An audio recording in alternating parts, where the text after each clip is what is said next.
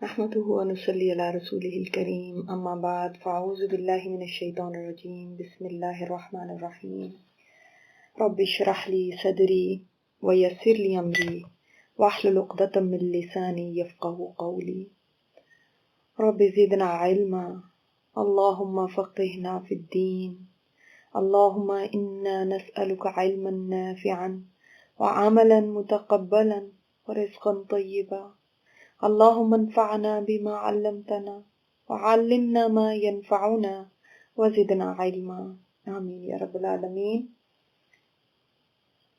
وذرنی اور چھوڑو مجھ کو. اللہ تعالیٰ فرما رہے ہیں نبی یہ اب تھریٹ ہے کافروں کے لیے. اے نبی آپ مجھے چھوڑ دیں والمکذبین اور ان جھٹلانے والوں کو. اب یہ آپ ان کو میرے حوالے کریں, آپ نہیں ان کے اوپر اپنا دل کو غمگین کریں, آپ نہیں محسوس کریں. جیسے کہ اللہ تعالیٰ نے فرمایا اپنی نبی سے, سورہ ہجر میں بھی آتا ہے, اللہ تعالیٰ اپنے نبی سے فرماتے ہیں وَلَقَدْ نَعْلَمُ أَنَّكَ يُضِيقُ صَدْرَكَ. اے نبی ہم جانتے ہیں کہ آپ کا سینہ تنگ ہوتا ہے. کس بات سے؟ بِمَا يَقُولُونَ, ان باتوں سے جو وہ لوگ کہتے ہیں. آپ کیا کریں؟ پھر آپ کیا کریں؟ اب آپ بھی جا کے ان سے لڑیں, آپ بھی ان کو کہیں, آپ بھی ان کی جو انہوں نے کہا ہے ان کو 10 سنا کے آئیں اس کے بعد. نو, اللہ تعالیٰ نے کیا فرمایا فَسَبِّحْ بِحَمْدِ رَبِّكَ وَكُن مِّنَ السَّاجِدِينَ. اے نبی آپ تسبیح کریں اپنے رب کی حمد کے ساتھ اور سجدہ کرنے والوں میں جائیں. آپ اپنی عبادت بڑھا دیں, آپ اللہ سے تعلق کو بڑھائیں. یعنی اب یہاں پہ بھی تو دیکھیں یہی ہے نا, مخالفتیں آئیں گی, لوگ باتیں کریں گے, کوئی کھڑا ہو کے اسلام کو برا بھلا کہے گا, کوئی آپ کے قرآن کے اوپر کچھ کرے گا. آپ اس کے سدے باپ کے لیے جو کوشش کریں گے وہ تو کریں گے, لیکن اپنی سٹرینتھ کہاں سے لیں گے؟ اس غم کے اندر آپ کہاں سے حوصلہ پائیں گے؟ قیام اللیل سے, اور دن میں اللہ کا ذکر کرنے سے, اور ترتیل سے قرآن پڑھنے سے رات کو, اور پھر کیا اللہ کو اپنا وکیل بنانے سے, اور صبر کرنے سے, اور ان کو چھوڑنے سے, لیکن خوبصورتی کے ساتھ چھوڑنے سے. ان مکذبین کو فرمایا میرے اوپر چھوڑ دیں. اولی نعمتی, جو نعمت والے ہیں. صرف مکذبین بھی کہا جا سکتا تھا, لیکن نعمت والے کیوں کہا گیا؟ کہ اللہ نے ان کو اتنی نعمتیں دی ہیں اور یہ تکبر میں بڑھتے ہی چلے جا رہے ہیں. یہ اشارہ ہے بڑے بڑے ان سرداروں کی طرف, ابو جہل, ولید بن مغیرہ, ابو لہب, اور یہ سب جو یہ اتنے رئیس مکہ کے تھے اور سب سے زیادہ مخالف تھے. وَمَهِّلْهُمْ قَلِيلًا, اور ڈھیل دیں ان کو تھوڑی سی, اور ڈھیل دیں ان کو تھوڑی سی یعنی ان کو ٹائم دیں, وقت دیں. اب فوراً یہ نہ سوچیں کہ اللہ ان کو کیوں نہیں پکڑ رہا, یہ ان کو کیوں نہیں سزا آ رہی. نہیں, ڈھیل دیں, مہلت دیں. اور واقعی مہلت دینے سے دیکھیں ابو سفیان ایمان لے آئے نا. قلیل, ہم تو قلیل سوچتے ہیں کہ تھوڑے دن کی دے دیں. بھئی 4 مہینے ہو گئے, 6 مہینے ہو گئے, سال ہو گیا, 2 سال ہو گئے. کب جا کے ابو سفیان ایمان لے کر آئے تھے؟ فتح مکہ کے بعد. تو اللہ تعالیٰ اگر یہ مہلت نہ دیتا تو وہ تو کبھی نہ ایمان لاتے, پہلے ہی عذاب آ جاتا. حضرت عمر بعد میں ایمان لائے ہیں, شروع میں تو نہیں. جس وقت آپ صلی اللہ علیہ وسلم کی رسالت کا پیغام آیا, وحی آئی, اس وقت ہی تو فوراً ایمان لے آئے تھے. تو اللہ تعالیٰ اگر ڈھیل نہ دینے کا کہتا تو کیا یہ کام ہو جاتے؟ جو یہ اتنے بڑے بڑے نام ہیں آپ کے سامنے, خالد بن ولید کا نام دیکھ لیں, کیا یہ مسلمان ہو جاتے؟ وہ جو احد میں مسلمانوں کے خلاف لڑے ہیں, کیا ہوتا؟ تو ضروری ہے کہ وقت دیا جائے, انتظار کیا جائے.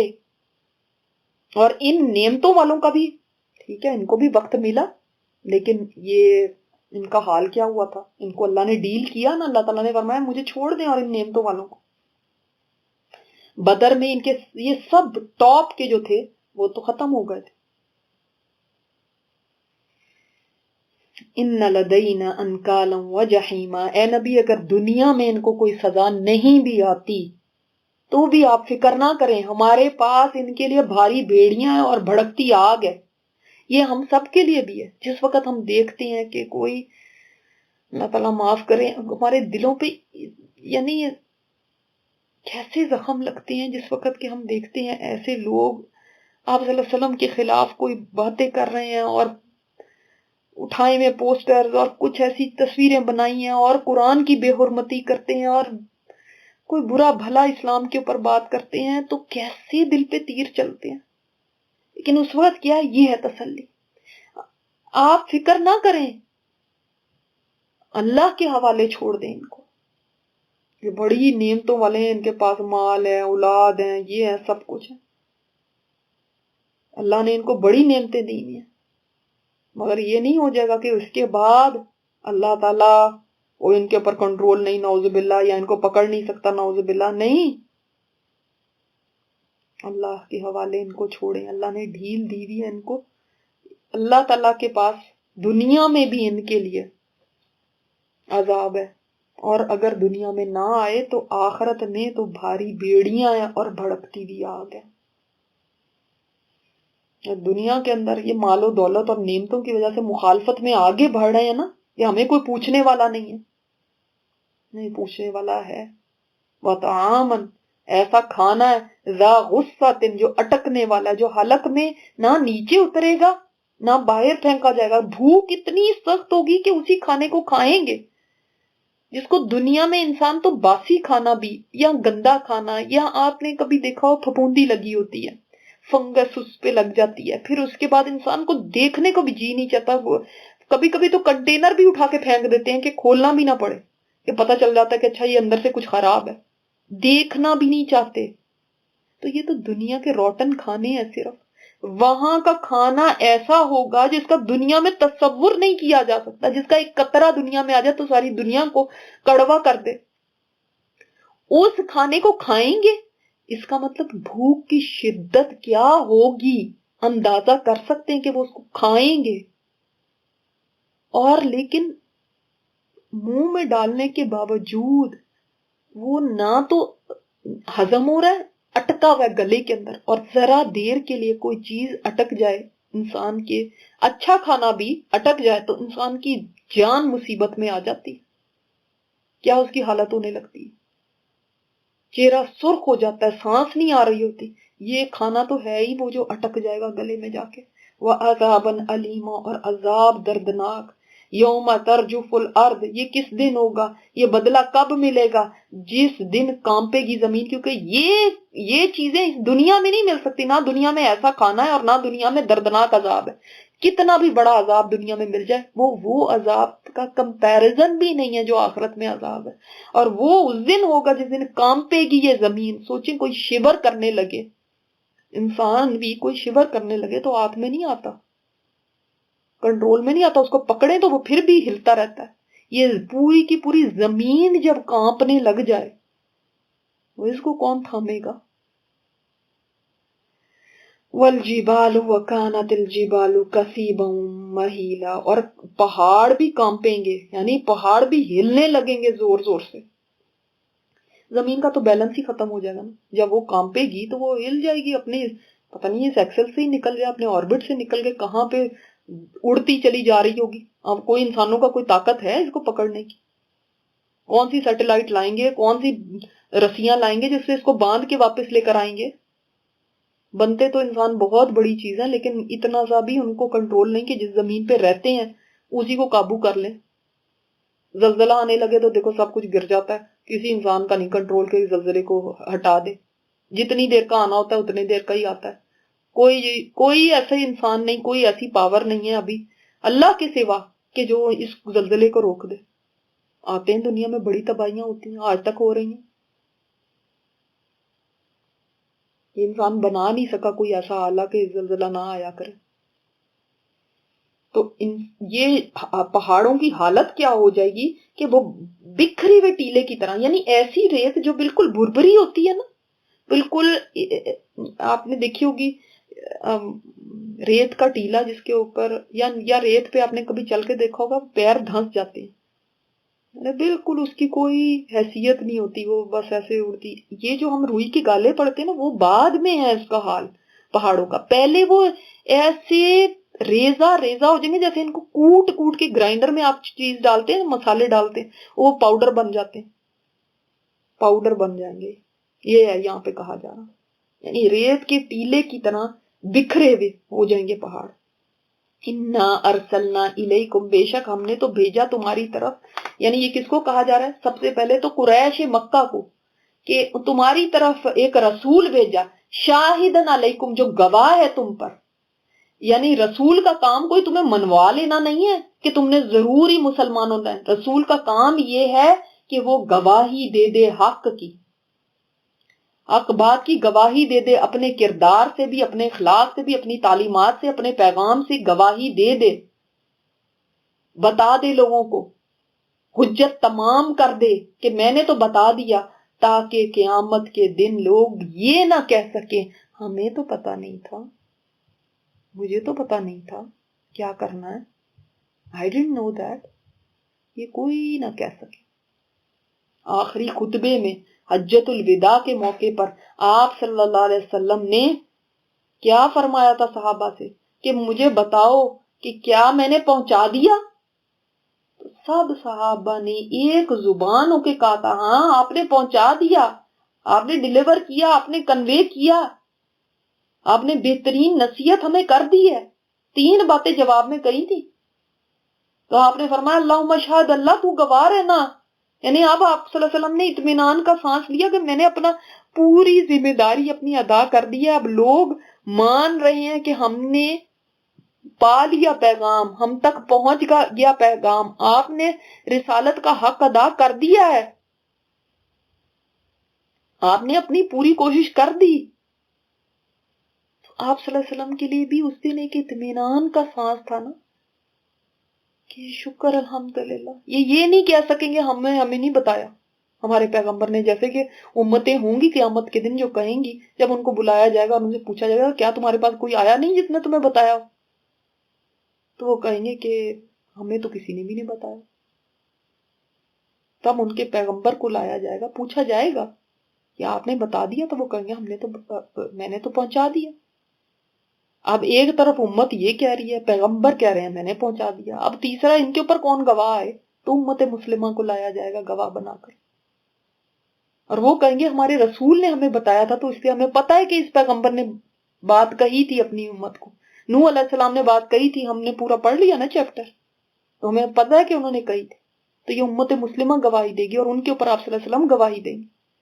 آپ صلی اللہ علیہ وسلم بھی اس دن فرمائیں گے کہ میں نے پہنچا دیا، تاکہ اس امت میں سے کوئی کہہ نہ سکے ہمیں نہیں پتا تھا. تو وہ تو گواہ ہیں، اس دن گواہی دیں گے. کما ارسلنا الی فرعون رسولا، ہم نے ایسے رسول بھیجا تمہاری طرف جیسے ہم نے بھیجا رسول طرف فرعون کی. اور کس کو رسول بنا کے بھیجا تھا؟ موسیٰ علیہ السلام کو. اور موسیٰ علیہ السلام میں اور آپ صلی اللہ علیہ وسلم کے ساتھ یعنی آپ کے جو حالات تھے اور اس میں بڑی مماثلت ہے. کیسے کامنالٹیز ہیں کہ فرعون بھی جو تھا وہ بڑا ہی سرکش تھا، بڑا ہی متکبر تھا، اور قریش بھی جو تھے ان کے اندر بھی کوئی کم تکبر نہیں تھا، وہ بھی بہت ہی متکبر تھے. ابو جہل کو آپ نے فرمایا یہ میری امت کا فرعون ہے، تو یہ بھی کم نہیں متکبر تھے، یہ کم نہیں سرکش تھے.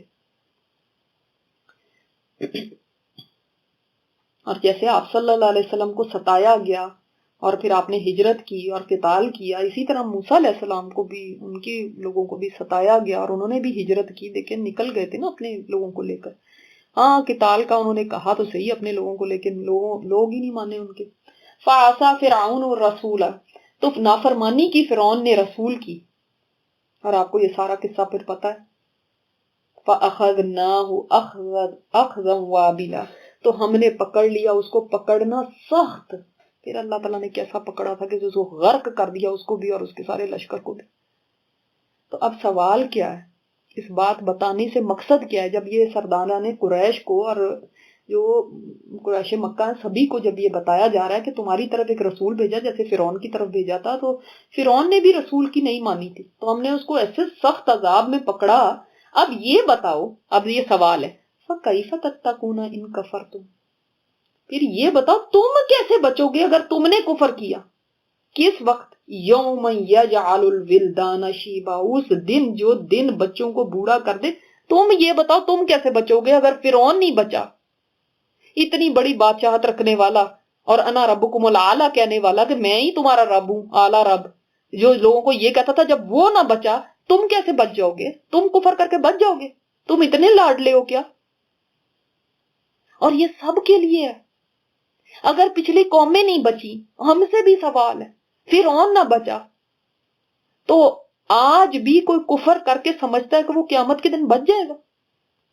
اللہ کی نافرمانیاں کر کے, ناشکریاں کر کے سمجھتا ہے کہ بچ جائے گا؟ جن باتوں پہ پچھلی قومیں ہلاک کر دی گئیں, انہیں باتوں کو کر کے کیا آپ سوچتے ہیں کہ امت مسلمہ بچ جائے گی؟ تم زیادہ اچھے ہو اللہ کے نزدیک. اللہ کی تو ساری مخلوق ہے, کوئی اسپیشل تو نہیں اللہ نے تمہیں پیدا کی.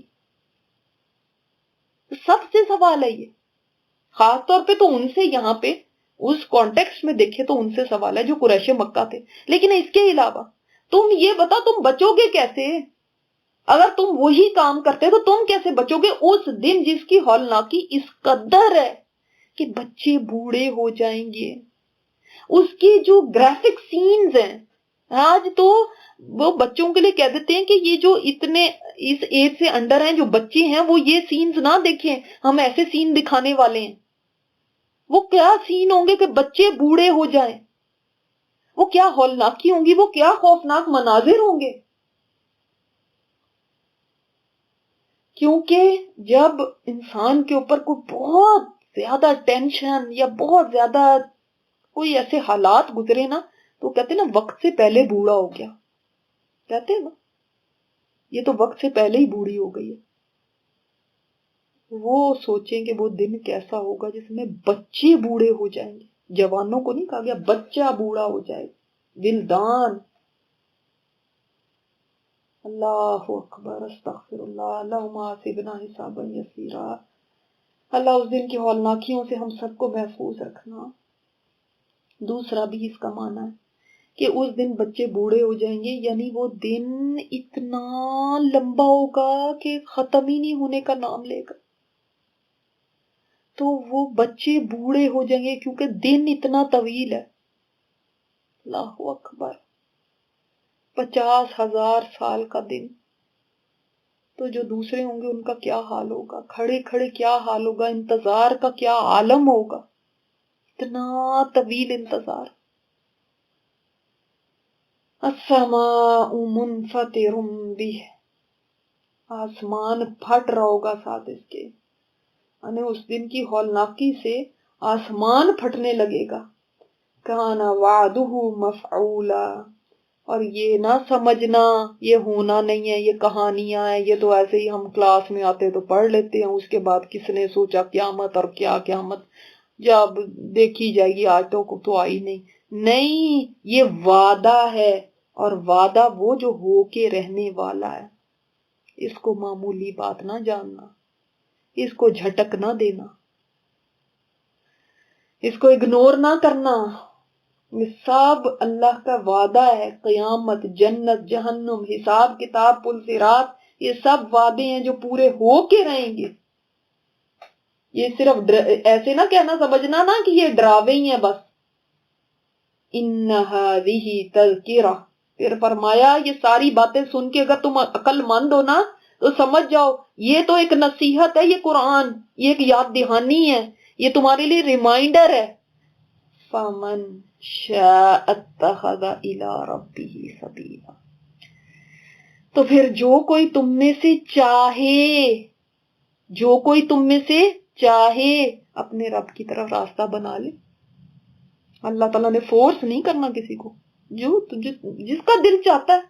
یہ نصیحت ہے تمہارے سامنے ہے, جو چاہتا ہے اللہ کی طرف راستہ بنانا, اپنے رب کی طرف کا راستہ چاہتا ہے, اپنا رب کا قرب چاہتا ہے, اپنے رب کی طرف آنا چاہتا ہے, راستہ کھلا ہوا, جو چاہے آ سکتا ہے.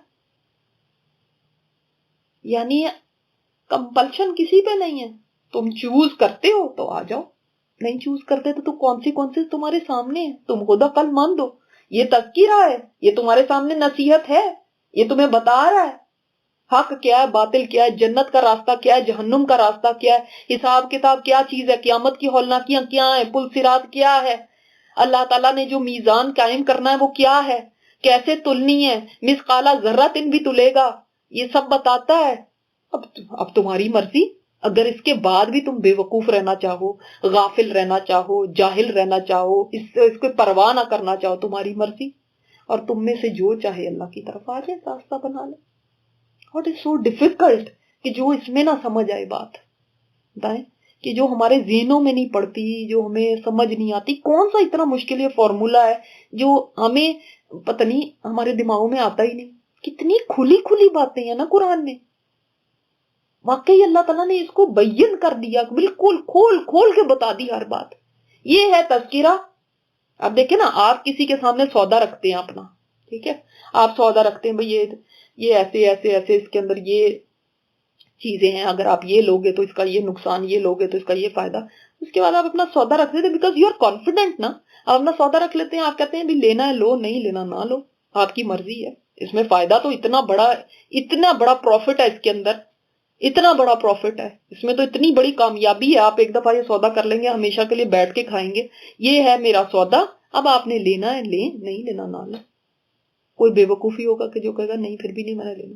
اللہ اپنی طرف کا راستہ دکھاتا ہے، اس راستے میں کامیابی ہے، فلاح ہے، جنت ہے. تو اس کے بعد بھی کوئی یہ سودا نہیں کرنا چاہتا اور الٹے ہی راستے پہ چلنا چاہتا تو اس کی مرضی. یہ نا کانفیڈنس ہے کہ کوئی کسی کی منتیں نہیں ہے کہ آ جاؤ ہائے، کسی کے پیر پڑنے نہیں ہے. یہ ہے راستہ، بھائی تمہاری مرضی ہے آؤ، نہیں مرضی نہ آؤ. فمن شاء، جو کوئی چاہے، آنا ہے آؤ، نہیں آنا نہ آؤ. اپنے لیے برا کرو گے نا، اللہ تعالیٰ کے پر تو کوئی احسان نہیں ہے. اگر تم آ گئے اپنا فائدہ ہوگا، نہیں آتے تو تمہارا اپنا نقصان ہے. اللہ تعالیٰ کو اس سے کیا، اس کا کوئی نقصان نہیں ہو رہا. تو ہم جب اپنے لیے فیصلے کرتے ہیں نا تو تب سوچا کریں. اگر مشقت کر رہے ہیں، اگر محنت کر رہے ہیں، اگر اس راستے میں کچھ لگانا بھی پڑ رہا ہے، کچھ آورز ایکسٹرا بھی کرنے پڑ رہے ہیں، کوئی نیند کی قربانی کرنی، کسی کے لیے کوئی بھی آپ نہیں احسان کر رہے، اپنے ساتھ بھلا کر رہے ہیں. جب انسان یہ سوچتا ہے نا کہ یہ میرے لیے خود کے لیے فائدہ مند ہے، تو پھر انسان پھر اس کو وہ نہیں ہوتے کہ ہائے میں تو بڑی مظلوم، اور پھر اس کو پتا ہوتا ہے بھی مجھے اس سے فائدہ مل رہا ہے. پھر وہ رونے نہیں روتا. کسی کو کہہ دیا جائے بھی آپ آج رات، پوری رات آپ نے لگانی ہے، آپ کو اس کے $10,000 ایکسٹرا ہے، تو خوشی خوشی لگائے گا رات، رو کے نہیں لگائے گا، خوشی سے لگائے گا. بلکہ کہے گا اگر مجھے بھی بتانا تھا، دوسرے کہیں گے ہمیں بھی بتانا تھا، خود ہی اکیلے فائدہ لے لیا. لیکن جب انسان سوچتا ہے نا کسی کے لیے کر رہا ہوں، تو مارے باندھے کا ہی کرتا ہے. پھر وہ دل بھی نہیں لگتا، پھر بس روتا پیٹتا ہی کرتا ہے، مصیبتوں سے کرتا ہے. تو جس دن ہمیں یہ سمجھ آ گئی نا کہ ہمارا اپنا فائدہ اس کے اندر، مجھے بینیفٹ مل رہا ہے، تب یہ رونے نہیں روئیں گے آپ، تب مسئلوں کی داستانیں نہیں بیان کریں گے. جتنا زیادہ کروں گی مجھے فائدہ زیادہ ملے گا، کم کروں گی کم ہے. تو پھر کیا پرابلم؟ جو زیادہ لینا چاہتا ہے وہ زیادہ کر لے، جو کم لینا چاہتا ہے کم کر لے. اتنی سمپل بات ہے. پھر بھی ہمیں پتہ نہیں اس میں کیا نہیں سمجھ آتی. میدان تو کھلا ہوا ہے، جو جتنا تیز دوڑنا چاہے وہ اتنا آگے نکل جائے گا. کسی پہ کیا ہے بھائی؟ اور اس کے اندر ہمیں بھی نہیں کسی کے لیے. ہاں جو نئے آنے والے ہیں ظاہر ہے آپ ان کو کنونس بھی کرتے ہیں، ان کو بتاتے بھی ہیں، ان کو ادھر لاتے بھی ہیں. جن کو پتا ہے ان کو تو سمجھ آ گئی. ان ہی تذکرہ، آپ نے تذکرہ تو پڑھ لیا نا قرآن سے، آپ گو تھرو ہو گئے نا. یہ نصیحت آپ کو آ گئی نا سمجھ. اب اس سے آگے ہے میدان. اب آپ جانا چاہتے ہیں، کتنا آگے جانا چاہتے ہیں جی؟ یہ راستہ آپ کے لیے کھلا ہوا. آپ 29ویں پارے پہ پہنچ گئے نا، اب اس کے آگے کیا کرنا چاہتے ہیں؟ Choice is yours. اور یہ ہے تذکرہ، یہ ہے وہ نصیحت، یہ ہے وہ ریمائنڈر جو بار بار آپ کو اس طرف کو لائے گا، جو بار بار آپ کو جب بھولنے لگو گے پھر یہ آپ کو یاد کرا دے گا، جب الٹے راستے پہ جانے لگو گے پھر یہ آپ کو سیدھا کر دے گا، جب غفلت میں پڑنے لگو گے تو یہ آپ کو پھر اللہ کی یاد دہانی کرائے گا. یہ تذکرہ ہے، اور تذکیر ہمیں چاہیے، ہمیں بار بار ریمائنڈر چاہیے. ہم بھول جاتے ہیں، ہم انسان ہیں نا، اور بھول سب کے ساتھ ہے. ہم مانتے ہیں، ہمیشہ مانتے بھی ہیں، ہمیں تو بھول جاتا ہے، ہمیں تو یاد ہی نہیں رہتا. لیکن قرآن کے معاملے میں ہم کیوں یہ سمجھتے ہیں کہ جب ہم ایک دفعہ پڑھ لیں گے تو ہمیں کبھی بھولنا ہی نہیں، اب ساری زندگی کے لیے یاد رہ جائے گا. یہ تو کوئی کورس ہے، جیسے کوئی ایف اے بی اے کا کر لیا بس ساری زندگی میں ٹھیک ہے وہ ڈگری مجھے مل گئی، یہ وہ نہیں ہے، یہ کوئی ڈگری سرٹیفکیٹ نہیں ہے، یہ تو تذکیرہ ہے. اور ریمائنڈر کب نہیں چاہیے ہمیں، زندگی کے ہر موڑ پہ ہمیں ریمائنڈر چاہیے. ہم رشتہ داروں سے معاملہ کرنے لگتے ہیں تو ہمیں ریمائنڈر چاہیے ہوتا ہے، ہم دوستوں کے ساتھ معاملہ کرتے ہیں تب ریمائنڈر چاہیے، ہمسایوں کے ساتھ ملتے ہیں تب ریمائنڈر چاہیے، ہم گھر میں اپنے شوہر اور بچوں کے ساتھ معاملے کرتے ہیں تب بھی ہمیں ریمائنڈر چاہیے ہوتے ہیں. ہم نماز کے لیے کھڑے ہوتے ہیں وہ ہمیں تو تھوڑے دن میں ہی خشوع کا بھول جاتا ہے، تب بھی ہمیں ریمائنڈر چاہیے. ہمیں کانسٹنٹ ریمائنڈر چاہیے.